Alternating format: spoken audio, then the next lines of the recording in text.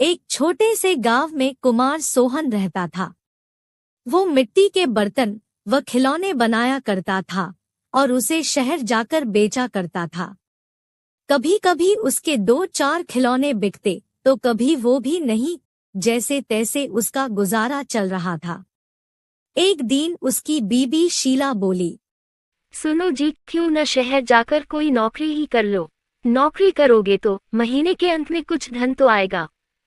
बीवी की बात सुन अब सोहन को भी ऐसा ही लगने लगा था, पर उसको मिट्टी के खिलौने बनाने का बहुत शौक था, लेकिन हालात से मजबूर था।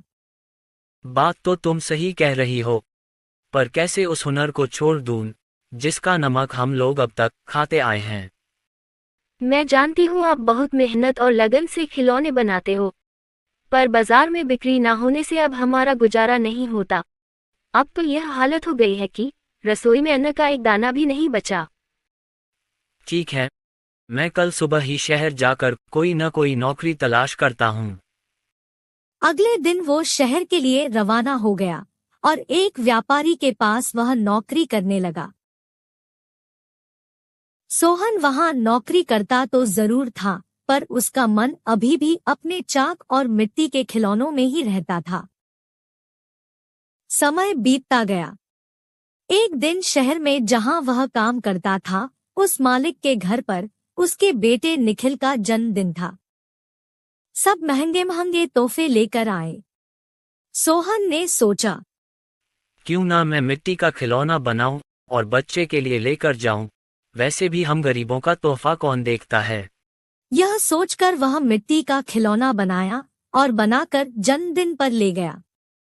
जब दावत खत्म हुई तो निखिल की नजर उस मिट्टी के खिलौने पर पड़ी। उसे वो हाथ में उठा लिया और खुश होकर और भी बच्चों को दिखाने लगा। खिलौना सभी बच्चों को बहुत पसंद आया और जिद करने लगे कि उनको भी वैसा ही खिलौना चाहिए। यह सब देख सभी मेहमान एक दूसरे की तरफ देखने लगे और एक ही बात पूछने लगे, अरे वाह, इतना शानदार तोहफा कौन लाया है? इतना महंगा तोहफा ये किसने लाया होगा? ये खिलौना तो शायद आपका नौकर सोहन लाया है। इतना सुनते ही सब हैरान हो गए। सभी एक दूसरे का चेहरा देखने लगे। तभी मालिक बोला, सोहन सोहन तो बहुत गरीब है, इतना महंगा खिलौना कहाँ से ला सकता है? हाँ, मैंने देखा है, ये खिलौना सोहन ही लाया है। ठीक है, सोहन को बुलाओ, उससे पूछो कि ये खिलौना वह कहाँ से खरीदा है। वहाँ सोहन आता है और सब उसी के तरफ देखते हैं। वह माहौल देखकर हैरान हो जाता है। मुझसे क्या गलती हुई, सब मुझे ही घूर रहे हैं। शायद मेरा खिलौना निखिल को पसंद नहीं आया होगा और बच्चों के सामने वो अपमानित होगा। कोई बात नहीं, मैं माफी मांग लूंगा। मालिक, क्या आपने मुझे बुलाया?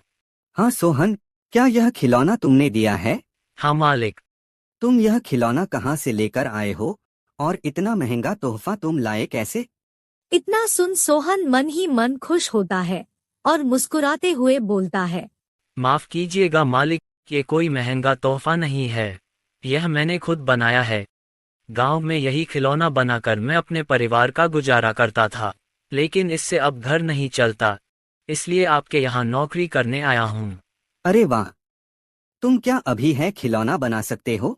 और सभी बच्चे को तुम्हारा खिलौना बहुत पसंद आया है, इन्हें भी ऐसा ही खिलौना चाहिए। सोहन खुश होकर बोला, हाँ मालिक, बिल्कुल बना सकता हूँ। जब कल मैं आऊँगा तो खिलौना बनाकर लेते आऊँगा। अगले दिन सोहन ने शानदार रंग बिरंगे खिलौने बना कर दिए। यह देख मालिक ने सोचा, क्यों ना मैं खिलौने का भी व्यापार करूं।